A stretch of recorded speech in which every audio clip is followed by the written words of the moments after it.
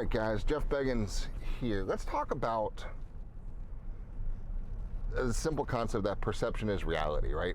And everybody has their own perception as far as what's going on in the market right now. And here's the thing, they're all right, because nobody's going to ever admit they're wrong. And people believe what they believe based on the input that's going into their brains, right? So where we have to realize and respect, at least, is where people are coming from with their perspective. I was just talking with Taylor here, driving around shooting some updates on these projects, and we're talking about what's your perception of the market, the economy, and the overall real estate industry through your lens, right? And there's no right or wrong about it. And it was interesting, the conversations that have come from that, because the issue is it's uncertainty, right? Nobody knows what's happening. He's talking about how the something's gonna happen. Nobody just knows what. How can he print trillions of dollars and not have an economic repercussion? And is it going to be a correction like the crypto correction, or is it going to be a crash like happened way before? But either way, it doesn't matter. The underlying thought inside of his brain is something's going to happen. I don't have confidence, therefore I don't know what to do. Okay? So what does that mean? That means pause. That means he's not even thinking about buying something right now. He's hunkering down, enjoying his life, and watching to see what's going to happen.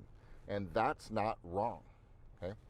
It's not necessarily right, it's not necessarily wrong, but it's the truth based on his perception of what's going on in the market. And your clients are having the exact same conversations with themselves. And none of them are right, none of them are wrong, but they're true to themselves. So when we talk about controlling the narrative, it's absolutely important, because I go naturally to, well, what market are you talking about? And he says Tampa, right? Because he lives in the Tampa Bay marketplace. Well, Tampa's not a market. Tampa is a region. And inside of the Tampa region are literally thousands of markets. So what we have to always come back to is saying, great perspective, I appreciate what you're saying. What market are you talking about? Because there's and be ready to defend this position, not in an offensive way or defensive way, but in a real contextual way. Are you talking, what kind of homes are you talking about? What kind of neighborhoods are you talking about? What are you thinking about? What are you actually doing, right? Because is it a 2-bedroom, 1-bath? Is it a 3-bedroom, 2-bath? Is it a 4-bedroom, 3-bath? Is it a 5-bedroom house? Is it a duplex investment? Is it a weekly rental? Is it a non-weekly rental? Is it an Airbnb property? Is it an HOA? Is it a condo? Is it a house? What school district is it in? How new is the house? What's the community like? Is there an HOA? Is there a CDD? All of these functions pull into place to decide what micro market are you actually talking about. And then we can actually do some research into that micro market and see, is it screwed or not, right? If you're a seller in a specific neighborhood, that micro market is completely different than another one. I was talking to an agent yesterday. There's 12 houses for sale in this one little neighborhood. She's got a new listing coming in here. That neighborhood's screwed, right? They're not in a good position. That is not a seller's market. That is I'm dead as a seller perspective. Please pick my house over the other 11, right? Please, please, please. I'll give you now. Here's the inspection. Here's the repairs I'll do. Here's the buyer credits. Here's what I'll do on the closing date. What do I need to do to help you, sir? Please, Mr. Buyer, please buy my house. That's called a buyer's market, and that's that micro market. Now, I've got projects here. There's nothing for sale, and they're sold out, and people are wanting to flip out or buy in.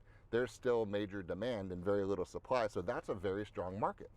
We're building 9-bedroom, 8.5-bath vacation rental properties that are going to cash flow $500,000 a year. There's only 4 of those, 2 of those are sold. That's a frenzy market still because of supply and demand. That's a micro market on one street with one zoning classification with the ability to bring cash flow. Now, what listings are you going after? What are the expireds? What micro market are they in? What FSBO, what neighborhood are they in? What are you into? And where are you going to focus today? Because you have a choice as to what kind of business you're going to build. And always want to have where supply and demand is on your side. No matter what business you're in, you got to have something that's desirable and a market that wants what you're trying to sell, right? So do a little self-reflection and an inward reflection and say, okay, what business am I building? What marketplace am I hitting into? What micro market's there? What's the supply? What's the demand? And the answer might be, crap, I don't want to go there because it's not good, right? Do you really want to have listings on the market for 6 or 7 months and deal with the expired conversations and the relisting periods? It's coming, right? It's coming faster and it's already there in some markets. and it's not going to be there for a long time in other markets. So you get to choose where you're going to work, right? And so choose wisely. Take the time, talk to your broker, talk to your manager, talk to your coach, talk to the people that are there to lead you, guide you, and partner you and have your back, and say, where should I be building my business right now? And because you're going to either be very wealthy through this transitionary, weird ass economic money printing free-for-all party thing going on, whatever the hell is going on right now, you're either going to be broke or you're going to be very wealthy, and it's completely your choice. And if you're not sure which way to go, you need help, you need guidance, and that's what we're here. Empower, educate, encourage, guys.